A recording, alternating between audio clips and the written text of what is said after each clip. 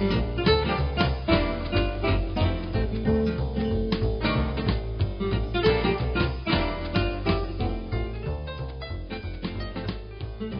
had a man come in my office one day. He said he wanted to lose weight. Got him on the scale. He went beyond the scale. Went over to Inga's office, drug both scales together, figured out how to do it, and we weighed him. It was over 400 pounds. I says, how much weight do you want to lose? No, I rephrased it. I says, how much would you like to weigh? He was at that time about 420. He says, 350, 355 pounds. And I says, no, not what are you willing to settle for. What do you want to weigh? He says, 300, maybe 285. I said, you are not hearing me. How much do you want to weigh?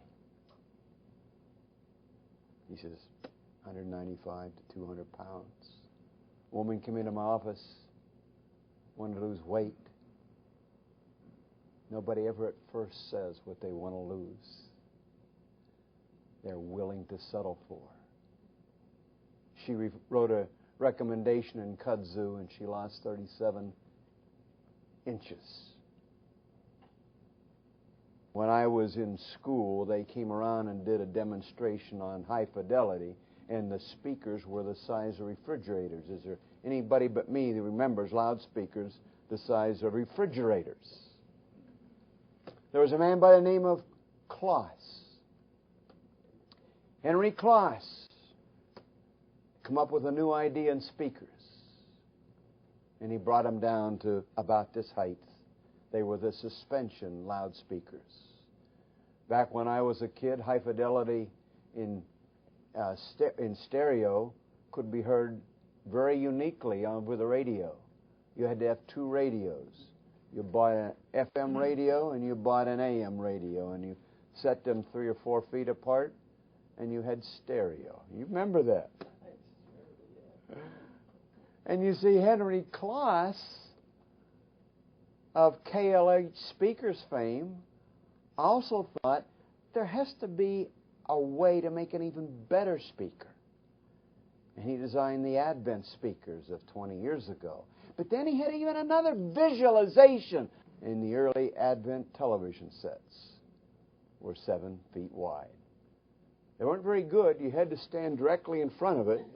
If you got off axis, you couldn't see the picture much, but you see, it was incredible. And a man was working as an accountant in Oil City, Pennsylvania. His office was right next to the railroad tracks. And he's watching these flat-bedded trains with oil barrels go out past his office day after day after day after day. Flat-bottomed trains with oil drums on them. He began to sketch, and he visualized a huge oil drum turned on its side with railroad wheels connected to it and a coupler on each end. And it could carry thousands of gallons of oil. And John D. Rockefeller visualized the tanker on trains. They tried to put phonographs in cars. Anybody? Some people remember that. They'd bounce around, and one man had this idea that we all laughed at later, and he had an idea of a continuous loop cartridge called an 8-track. And it sure was an improvement over putting a phonograph inside your car. But this man was laughed at, but he visualized what? Sound in a car. And years later, he visualized something else. He thought, they're making smaller jet engines. What if I took a plane that would only haul 6 passengers and a pilot and co-pilot and hang a jet engine on each side? Well, he went to his bank and he says nobody would buy it. So he borrowed on his savings, boiled on his estate, on his home. And we ended up with the Learjet. There was a man that was considered kind of strange. Have you ever noticed how a visionary person is considered strange? Don't be afraid to be considered strange. Inga will well tell you, that doesn't bother me at all. Some people call me crazy. I prefer the term colorful. This man had a strange idea. Back in the days when computers took up several rooms, he had an idea that everybody at one time would have a computer on their desk. Hello? How big a desk would you have to put a computer on it? It'd have to be huge. But you see, Bill Gates didn't do that through mathematics. Didn't do it through transistors. Didn't do it through chips. Didn't do it through any kind of science. He did it through visualizing what he wanted to accomplish. A man's house, his parents' house, burned down. Burned down because it was lit with gas lights. And he began to visualize, and he was a great visualizer anyway.